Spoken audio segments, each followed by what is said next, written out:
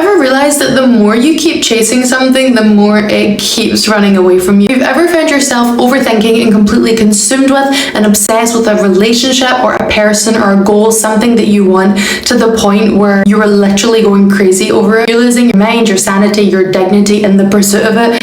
We've all been there, but there is another way. You do not have to stress and obsess, not by performing cool girl and pretending that you don't care about it, because we don't do that here, but by genuinely detaching and taking your power back. Today, I'm giving you 5 powerful steps to detachment, and once you implement these into your life, success is going to come easier, relationships are going to magnetize to you quicker, and life is just going to get a whole lot better, okay? You're going to become unstoppable. So let's just dive straight into it. And of course, there is always a little free workbook link down below if you want to go the extra mile to implement. Let's get into step number 1. So what is detachment? It's the ability to care deeply without clinging to the outcome. So it's not about avoidance or emotionally shutting down or pretending like you don't care about anything. No. You can still care. It's the concept of emotional independence, the idea that you do not need this thing to regulate you and to feel okay, but you can still care deeply and want it and pursue it in a healthy way, and therefore it magnetizes to you. So let's talk about some examples. I'm going to talk about what attachment looks like versus what detachment looks like, because if you're watching this video, I know you're probably attached. I was too, been there, done that, so don't feel guilty about it, but let's just make sure we're on the same page. Checking your phone every 5 minutes, waiting to see if someone's texted you back, stalking people's social media, replaying conversations in your head, obsessing over that one specific man or job or opportunity to the point where you can't think about anything else, mentally scripting outcomes in your head, not in a healthy manifestation way. What detachment looks like is doing your part and then returning to your life. Letting the outcome breathe. You do everything you're in control of, but you're able to detach from the outcome, aka what you cannot control. And the thing is, if you stay attached, there is a lot of costs attached to that. Your anxiety increases, your self-respect decreases. Over pursuing, over texting, over explaining, you actually push people and opportunities further away from you and you lose composure. The irony of that is the tighter you grip, the more your energy repels, which is exactly why we're going to overcome that today. You are not alone if you've done something crazy embarrassing for a guy or for an opportunity, okay? So let's talk about the mindset shifts you actually need to be able to detach. The first one, attachment equals a scarcity mindset. Where is your abundance mindset? When you are attached to something, you're giving it the energy of, I'm clinging onto this so deeply, because deep down, you don't really believe there's going to be another opportunity like this or another guy like this or a better option for you. It's coming from a scarcity mindset, because if you truly were abundant and believed that there was infinite opportunities or the right person for you was out there and you would definitely find them, why are you so desperately clinging to this? Scarcity creates urgency, urgency creates pressure, and pressure kills attraction. Because do you really believe that there's not a person for you put on this planet that's going to treat you right without stressing you out? Are you in that much of a scarcity mindset that you feel the need to cling to this person, or there's not the right job out there for you, or you've not got a purpose? Of course not. That's just a scarcity belief you have. But if you had an abundant mindset, you would not feel the need to cling to them so tightly. The second mindset is linking this to self-worth. So self-worth creates attachment, because when your identity is fragile, you look to things outside of you to give you worth. You look for validation from that guy that you're good enough, or for that job to pick you, or for that goal to come, so you can say, look, I'm worthy, I achieved something. You tie your worth to external things outside of you because you don't have it on the inside. Building your self-worth is one of the most important things you can do to be a detached mindset and allow the law of detachment to work for you. And one important clarification I want to give you just before we go on to giving you the actual tools to detach from people, outcomes, everything. Detachment is not about pretending not to care, and you cannot be doing this. Sometimes we get into this mindset where we try to prove a point, like maybe the guy's not texting us back, and so we don't text back for even longer than he took to text back, but we're not doing it from a place of genuinely being detached. We're doing it to try and prove a point, but it's only reinforcing further attachment. Faking being detached is not going to get you anywhere. You genuinely have to develop the detachment mindset. So let's just jump straight into it.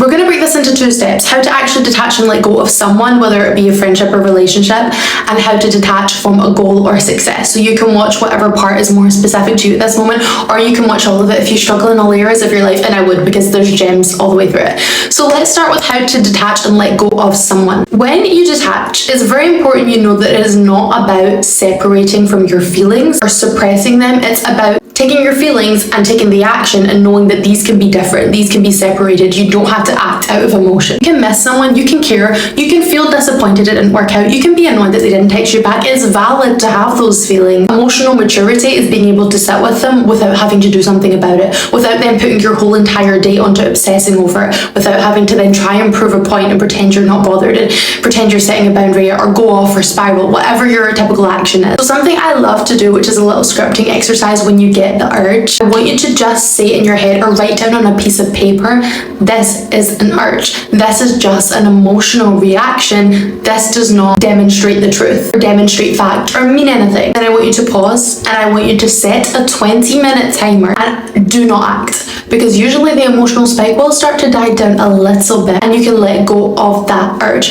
And in that time, I need you to focus on breathing. I need you to focus on regulating your nervous system and doing something that calms you so you can let go of that panic urgency feeling. I'm gonna give you some practical prompts. You can use yourself this out loud or you can write it down, which I recommend. This will change your life. What am I hoping this person gives me?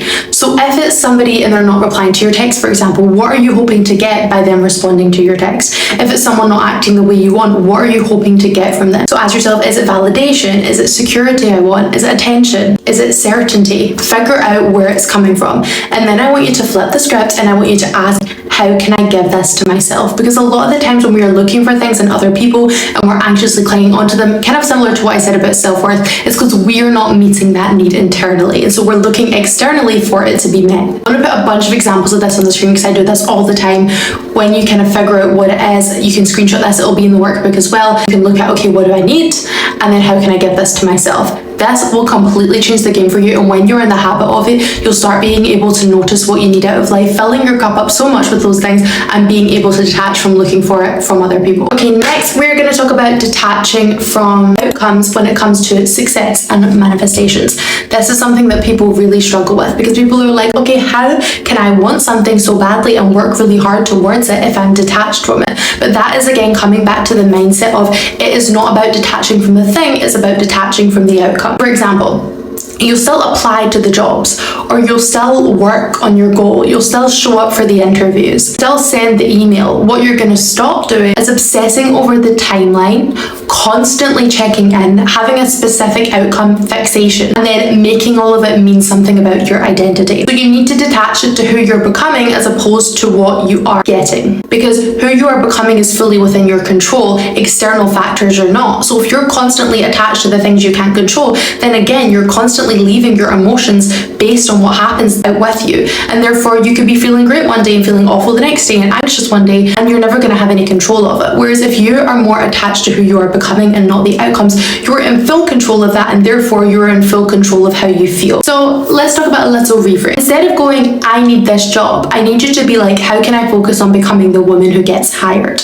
Because then regardless of you getting the job or not, you have still seen the evolution within yourself, so that it didn't feel like a waste. It didn't feel like you're not good enough. It didn't make you feel like there's something wrong with you, because you have attached more to the evolution as opposed to the outcome. Or instead of saying, I need this one client, I am becoming the kind of woman with a skill set who attracts these clients. The point of this is to say, you need to focus on your development and doing everything you can to up-level into the person you need to become with the skills you need to have, and of course do the action, but then not have enough time to be obsessing over the outcomes. Because even the energy you approach things with when you're detached is different. You're approaching it from I'm going to do the best I can, but I don't need this mindset, as opposed to obsess with this, and if it doesn't work out, I'm effed. Because when you're coming into it with that negative scarcity mindset, of course you're going to subtly sabotage yourself. Step number 5, something I've gotten asked a lot of questions on. I don't want to be a bitch, and I don't want to seem unbothered, and I don't want to be avoidant, and also I don't want to be disrespectful to him, and blah, blah, blah, blah, blah.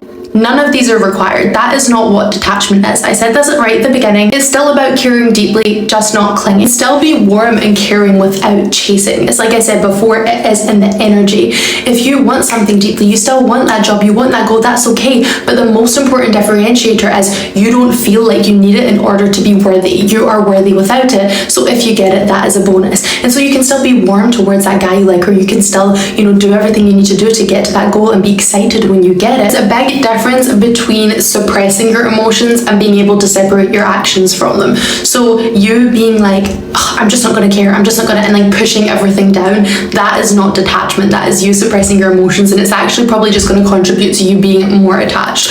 What you need to do instead is be like, okay, this is my emotion, I know why I'm feeling this, how can I meet my own need for myself right now? What can I do? And then how can I spend the rest of the time that I would usually spend obsessing over this thing to pour into myself, so I can actually measure the outcome of my growth as opposed to the outcome of this thing that I cannot control. So it's still a very positive thing, it's just not rooted in lack. And it's also not about shouting, you know what, I don't care. It's not about telling everybody you don't care, telling everyone you're detached. Now that's still a performance. That's not real detachment, because detachment is not caring what other people think. It's about genuinely getting to the point where you do not need that thing to define your worth, and you can meet all of your needs internally. So coming from self-validation, self-worth, and an abundance mindset. And because of that, I'm going to put some video recs on the screen, and of course subscribe, because there's 2 videos every single week, and I will see you in my next video. Bye. And that is my door. Drop. Amazing. Good. Do we like? Are we happy? Okay.